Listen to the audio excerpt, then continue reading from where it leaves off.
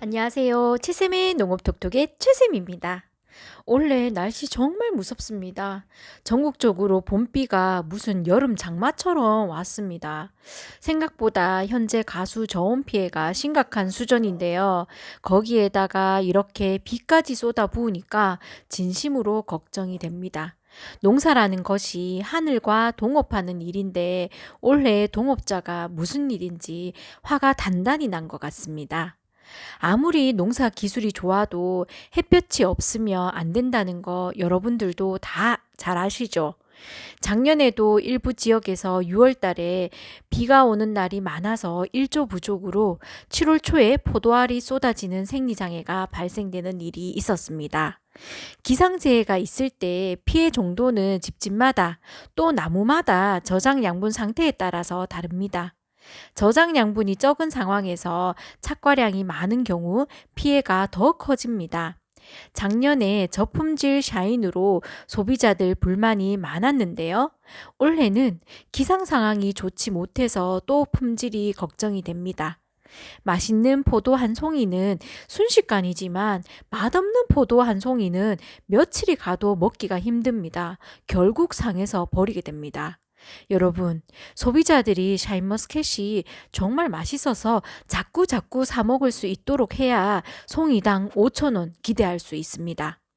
많은 비가 예상이 되고 불안정한 기상 상황으로 올해는 아무쪼록 절대 과다 착각하지 않도록 하시고 많은 비료로 쓸데없이 수세를 강하게 하지 않도록 하셔야겠습니다. 현장을 가보면은 밑으로는 관주로 영양제 넣어주고 수세가 또 강해지니까 또 위로는 수세 잡는다고 나왕이나 후라스타 같은 억제제를 친다고 하시는데요. 제발 좀 그러지 않으셨으면 좋겠습니다. 과하게 먹어서 살찌고 몸집이 커지니까 살 빼겠다고 식욕 억제제 약을 먹는 것과 같습니다. 너무 많이 먹어서 살이 찌면 어떻게 해야 할까요? 덜 먹어야 되는데요. 포도나무가 자꾸 달라고 하는 것도 아닌데 농장주님들의 욕심으로 자꾸 아까운 돈을 써가면서 좋은 거 막 주시고 또 수세가 강하면 꽃이 잘 안 피고 열매가 충실하지 못하다고 또 아까운 돈을 또 써가면서 억제제를 살포하시는데요.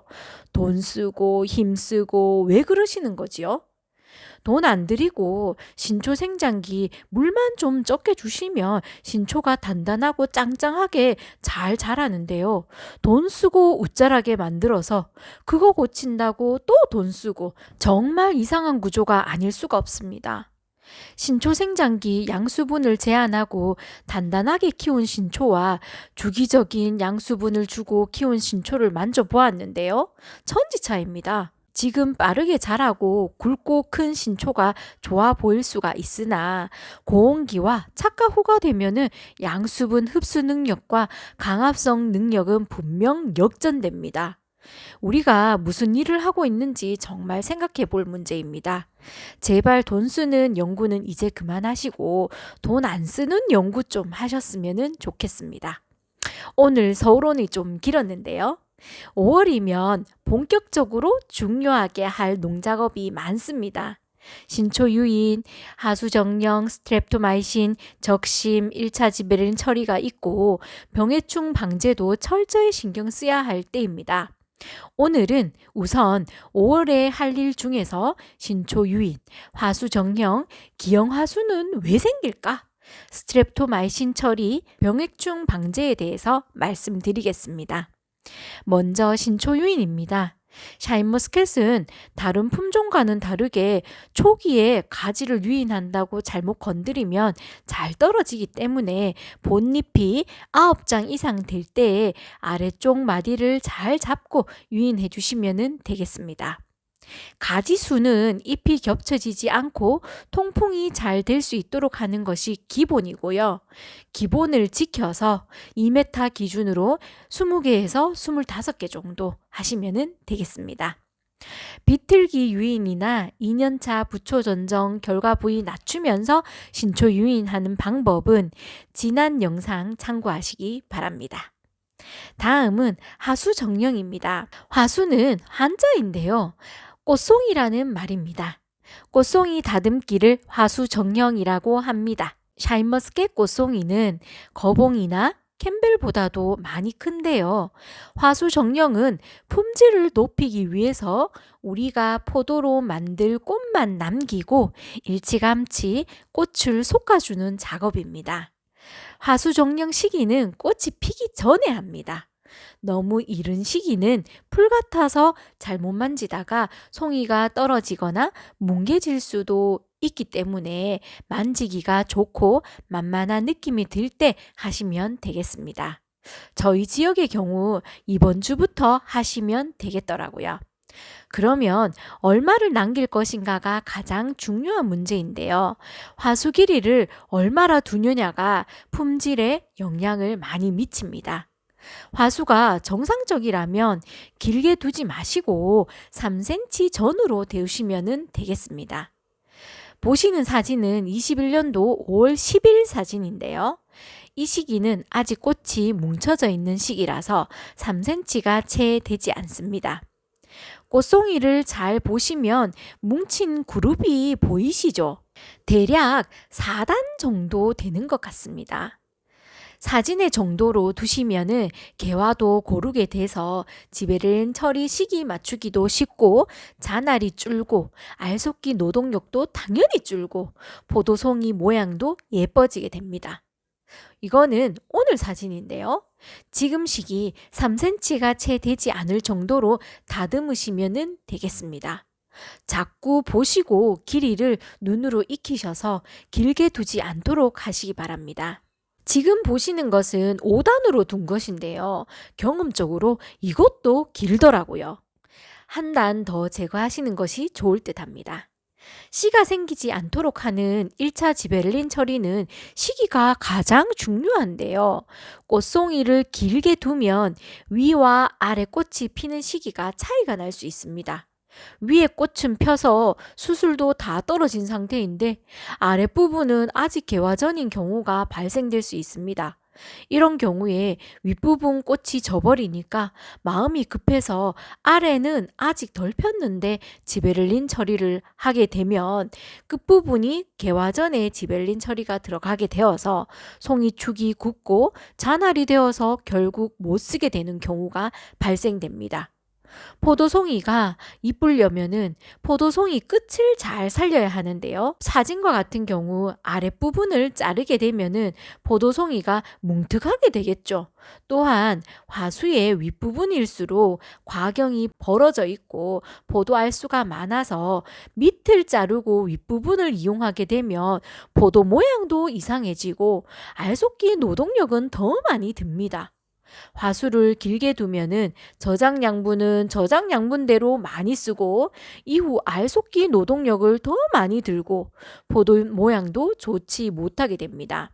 만약 지베를린 처리 시기가 맞았다 해도 다 키울 경우에 1kg가 넘는 거대 송이가 되어서 위아래 당도 차이도 나게 되고 상품성이 현저하게 떨어집니다. 샤인이 귀할 때나 이런 포도도 비싼 가격을 받았지만 지금은 사정이 달라졌습니다. 이런 포도 만드시면 절대 안 됩니다. 고품질 포도 생산은 포도 알수를 일찍 결정하시는 겁니다. 나중에 정리한다는 생각으로 화수 정령 시에 길게 두지 않도록 주의하셔야겠습니다. 농산물을 만드는 것은 공장에서 물건 찍어내는 것이 아니고 여러 가지 변수와 환경에 영향을 받아서 결과가 나오기 때문에 딱 요렇게 이렇게 하면 이렇게 나옵니다라고 할 수가 없습니다만 농작업의 이유와 원리를 아시고 구독자님들 농사 기준을 잡는 데 도움이 되었으면 좋겠습니다. 올해는 또 유난히 꽃송이 기형이 많아서 문의가 많은데요. 꽃송이 기형의 원인은 화수가 발달될 시기, 고온과 많은 양분으로 빠르게 발달이 될 때에 기형이 될 가능성이 높습니다. 올해 특히 발화기 온도가 높아서 발화 시기도 빨랐고 양수분 흡수도 증가하여서 기형이 많은 것 같습니다. 토양 양분이 많다고 하면 대부분의 농가에서는 비료 준 거 없는데요. 옆집보다 훨씬 작게 했는데요. 거의 안 했다고 그렇게 말씀하시는데요. 비료 준 거 없다고 하는 농가도 제가 묻고 또 묻고 하면은 뭘 하셔도 하셨더라고요. 필요할 때는 하셔야 하는데요. 토양 검사 결과 비료 집적 농도를 나타내는 전기 전도도가 기준 이상 높아서 비료가 쌓여 있는 데에도 검사 결과와는 상관없이 또 간행적으로 하시니까 문제가 됩니다. 부족할 때 하시고 제발 비료 사용 줄이시기 바랍니다. 넘치는 비료로 경영비가 증가되고 또 생리장애 또한 증가합니다. 염류 집적으로 발생되는 생리장애에 대해서는 지난 영상에서도 여러 번 많이 말씀드렸습니다. 올해 한국보도회에서도 333 운동을 한다고 하는데요. 30% 비료 적게 쓰고 30% 적게 달고 30% 소득은 증대하자라는 뜻이라고 합니다. 필요 이상 비료를 사용할 때에 포도 품질이 자꾸 떨어지고 병해충에는 더욱 약하게 되어서 비용은 증가되고 소득은 줄어들게 됩니다. 만약 여러 가지 기형화수가 나왔을 때에는 주송이를 다듬어서 쓸 수 있으면 주수를 쓰는 것을 우선으로 하시고요. 주수를 다듬어 쓰는 것이 모양이 나오지 않을 때에는 제일 위에 있는 어깨송이가 괜찮으면 어깨송이를 사용하시면 되겠습니다. 무엇을 사용하든 최종 포도송이를 생각하시고 최선으로 만드시면 되겠습니다. 다음은 스트랩토마이신 처리입니다. 샤인머스켓 재배에서 씨가 생기지 않도록 하는 기술로 꽃이 피기 전에, 그러니까 개화 전에 스트랩토마이신 처리와 개화 후에 지베렐린 처리가 있습니다. 거봉의 경우는 스트랩토마이신 처리를 하지 않고 지베렐린 처리만으로도 씨 없는 포도가 가능한데요. 샤인머스켓은 지베렐린 처리만으로는 완벽하게 무종자화가 안 되기 때문에 꽃이 피기 전에 스트랩토마이신 처리를 합니다. 스트랩토마이신 처리 유효 기간은 꽃이 피기 14일 전부터입니다만 너무 일찍 처리하는 것보다 개화 5일 전 처리하는 것이 좋겠습니다. 스트랩토마이신은 개화 전에 포도 꽃의 생식 기간에 이상을 일으켜서 불임을 유도하는 것입니다. 스트랩토마이신의 효과는 개화 전이기 때문에 꽃이 피기 전에 살포하셔야 됩니다. 화수 정령을 먼저 하시다가 꽃송이가 벌어지고 꽃송이 색깔도 완전 풀색이었다가 색깔이 연해질 때가 있는데요. 그때 처리하시면 되겠습니다. 잘 모르겠다 하시면 지금 시기는 매일 포도밭에 가시니까 어느 것이라도 포도꽃이 제일 먼저 하나 폈다 하면 그때 바로 전체적으로 처리해 주시면 되겠습니다. 스트랩토마이신 농약으로는 브라마이신 제품이 등록되어 있습니다. 처리 농도는 1000배액인데요.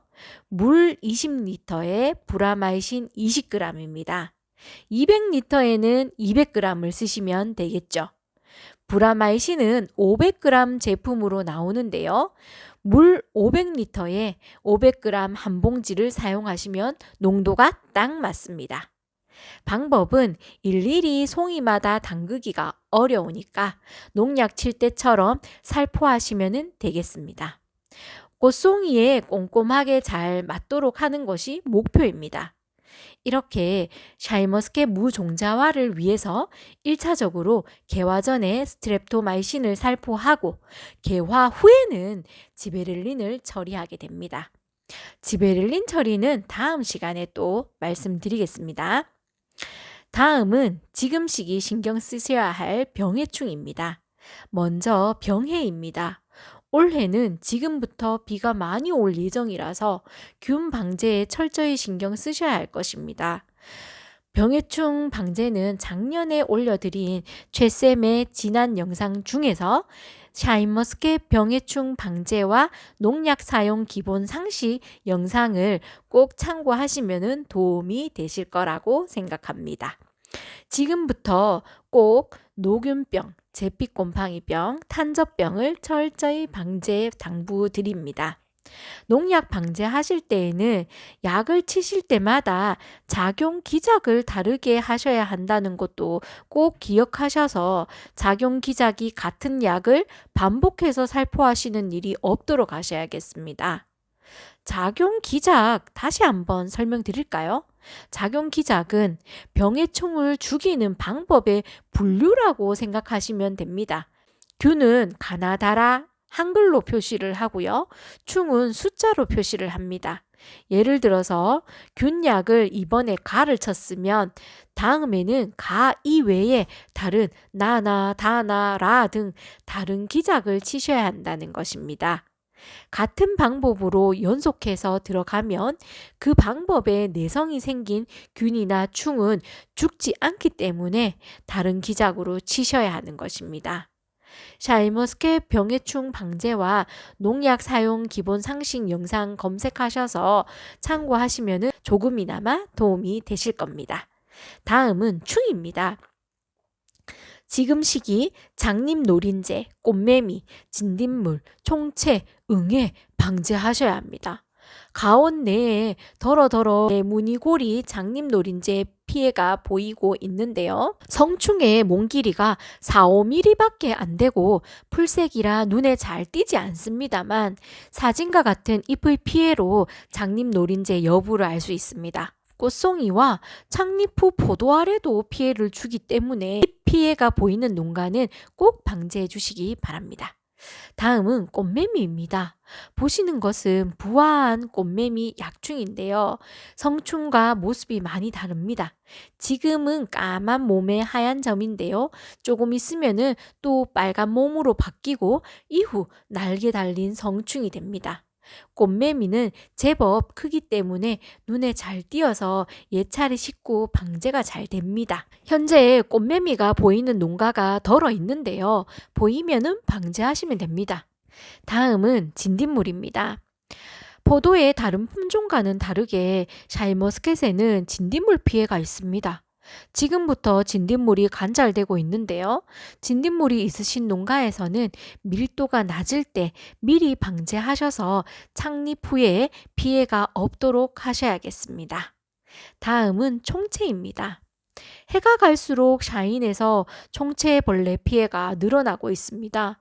작년에도 꽃노랑 총채벌레가 포도 껍질에 산란해서 산란 상처로 인한 피해가 있었습니다. 포도 껍질에 알을 낳게 되면 점이 찍히고 주변이 달무리가 지게 됩니다. 방제가 되지 않고 봉지가 씌워질 때에는 과실 흡즙 피해가 발생될 수 있습니다. 총체벌레가 발생될 시기가 되었기 때문에 방제하셔야겠습니다. 다음은 응애입니다. 응애는 발생 시에 피해가 클 수 있습니다. 지난주 출장 중에 가온, 보온하지 않은 미니 연동하우스에서 응애 피해를 확인하였습니다. 엽색이 점 찍히듯이 빠져 있었는데요. 2년차 과온이었고 시기가 아직 이른 시기라서 사실 응애를 염두하지 않고 생리장애 쪽을 생각을 했었는데요. 잎을 현미경으로 보니 점박이 응애가 관찰되었습니다. 아차 싶었습니다. 이때 놓치면 온도가 상승할수록 응애는 세대 번식이 빨라지기 때문에 잡기가 정말 어려워질 수 있습니다.